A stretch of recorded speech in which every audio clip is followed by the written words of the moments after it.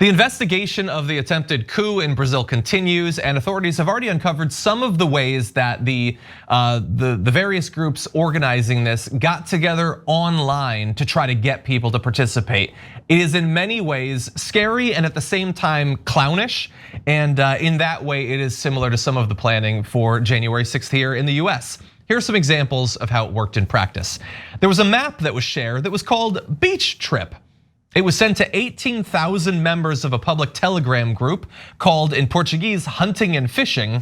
But instead of outdoor recreation tips, it had 43 pins spread across the map of Brazil, pointing to cities where you could take a bus to the capital for what the promoters promised would be a huge party on January 8th. Doesn't that sound fun? Now, children and the elderly aren't invited, which is weird. Why would you cut the children and the elderly out of your fun beach trip? Nude beach trip. Exactly. Only adults willing to participate in all the games, and this is where it gets a little bit ominous, including target shooting of police and robbers, musical chairs, indigenous dancing, tag, and others. Okay, so did you guys forget that you were trying to hide the coup? You know, we're gonna be like throwing a beach ball around and making s'mores and murdering the police. I forgot how to Calm do down. the code. I forgot the code. I messed up again. Anyway, it is of course serious because there were injuries, there was property damage and all that. Apparently not a lot of people actually showed up to those particular spots where the buses would go. So I guess that didn't work, but bear in mind, there was a lot of busing that was going on throughout the country and thousands of people did end up taking part. A lot of the conversation online about the planned gathering was called Selma's Party, a play on the Portuguese word for selva, a battle cry used by Brazil's military. Participants were told to bring their own masks to protect against pepper pie in the face, or pepper spray fired by security forces. They were also told to dress in the green and yellow of Brazil's flag and not the red preferred by Lula's Workers' Party. I have a feeling they probably would have figured that out anyway. But yes, they've got these code names and all that. And aside from occasionally referencing want to murder members of law enforcement, they were pretty good at covering their tracks, except that they forgot one other thing. They forgot to not list their actual full names and contact information, which they very much did. They listed all the people who were responsible for the buses, their names, how you contact them was fully available. So the code words are of limited utility when the cops can contact you directly. You know, I was scared that there would eventually be a fascist coup in South America that America wasn't directly involved in. And this one doesn't seem like we were directly involved in. In fact, this feels like that time when like you have a kid and you do their project for them. That was us doing coups in South America. It's like, all right, we'll do it for you. We'll handle it. We're the CIA, we're here, we'll do it. And then one day they actually are able to do it themselves. But it is still based on the like patently stupid stuff that we in America did. It really is a big moment for the Monroe Doctrine, isn't it, Sean? Yeah, well, bear in mind, I get all my news from Tucker Carlson. He says that the US was involved, just not with that coup. It was with the coup that put Lula in power in the first place. Right, my bad. Because the American government is always trying to get more socialists in charge of South American countries. That's pretty much how it's always worked. It's so Remember when stupid. Pinochet came into power and he was like, shoes for everybody. How does someone watch that and think, yeah, that seems consistent with the United States? It's just so, but they don't know. Do you think anyone's gonna know that watches Fox News? They're gonna listen to everything that Tucker tells them. I do wanna specifically talk about how hilariously it mirrors the stupidity of the January 6th uprising. People thinking that they're like, this is totally awesome.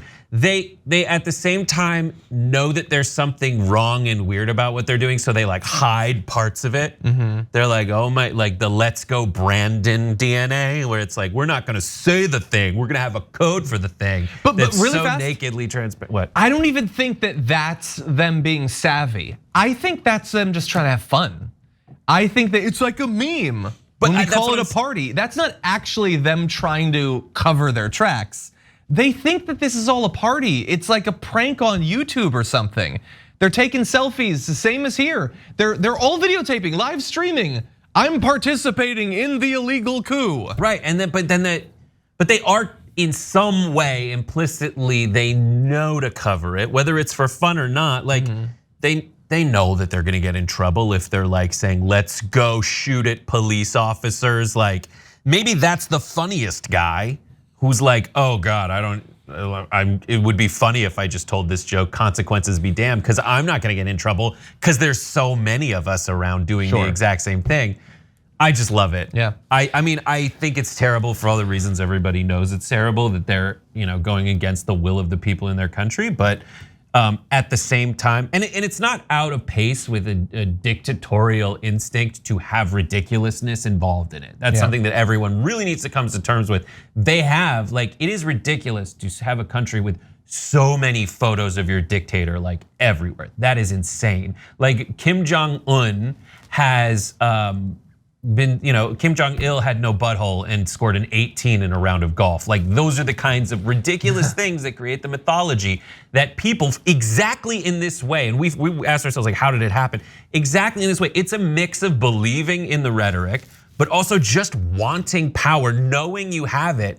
And once you have it, in order to make the leap to the next level of securing power, you need to just exude ridiculousness and overwhelming zeal that doesn't seem rational, because it isn't rational to have a fascist regime. And once you're in there, you just repeat the lie over and over again because you have to. And you keep the momentum going and you dissuade people from challenging it. And pretty soon, everybody is doing doublespeak, no matter how much Fox News tells you it's our side that's 1984ing this place. Yeah, and you also, you no longer have anyone who will push back against even your most ridiculous idea. So it becomes, North Korea is basically just Twitter, but bigger. And slightly ridiculous becomes a compromise position. Yeah. By the way, everybody always cites that he always got a hole in one and didn't have a butthole, as if those are two separate things. But what if they're not separate? He was so frustrated that he didn't have a hole. He sought out other holes with great zeal and precision. Do they think that he's just processing like perfectly? Wasn't there like a Wu-Tang between track where he's just like, I forget what it was. I'll sew your butthole closed and keep feeding you and feeding you. Yep, I remember that one. He ended up running a country. In any event, yes. And also, by the way, I think one of the reasons that they post social media stuff while they're doing the coup is these people exist in the bubble of all bubbles. They really believe, both the lights are red, I don't know where I'm looking. They really do believe that this cannot fail. Like think about Americans who believe QAnon. They think any minute now, Donald Trump and JFK Jr. are gonna round up every Democrat and execute them. They are as certain of that as you are certain of anything in your life. They can convince themselves of anything. They don't care about the polls of what people think or what the elections are. That's why they're so shocked when the election doesn't go their way, because they only hear stuff that tells them that they are the best and the brightest, the most superior, the shiniest, the fluffiest, and the warmest, or whatever. By the way, final point for this, because the attempt to take over the government was as ineffective as ours was. It was comical. That doesn't mean that we're through this thing and all the danger is past. Bolsonaro is apparently planning his return to Brazil. He had been planning, if we could jump ahead of that, he had been planning to go back at the end of January. He might be moving that up. And look, the fact that despite my searching, I couldn't find a single statement from him about what happened, that is ominous, by the way. But I was able to find some past statements that we've read before on the show, and I'll just remind you. He said before the election, or for the recount, or the runoff, if need be, we will go to war. Only God can get me out of there. There are only 3 possible outcomes to the election: prison, death, or victory. Now look, Donald Trump has said a lot of big things, and thankfully he's now he's out. It's not gonna happen, at least for now. But the fact that Bolsonaro didn't feel like he needed to comment on it, as if it just doesn't matter, whatever, and now he's going back. Yeah, maybe he won't do anything. Maybe he won't organize a second round or start talking to generals or anything like that. Or maybe he will. The guy, he is in prison, he's in Florida, so. Exactly, anyway, well, he could be going back at any point. Thanks for watching The Young Turks, really appreciate it. Another way to show support is through YouTube memberships. You'll get to interact with us more. There's live chat emojis, badges. You've got emojis of me, Anna, John, JR. So those are super fun. But you also get playback of our exclusive member-only shows and specials right after they air. So all of that, all you gotta do is click that join button right underneath the video. Thank you.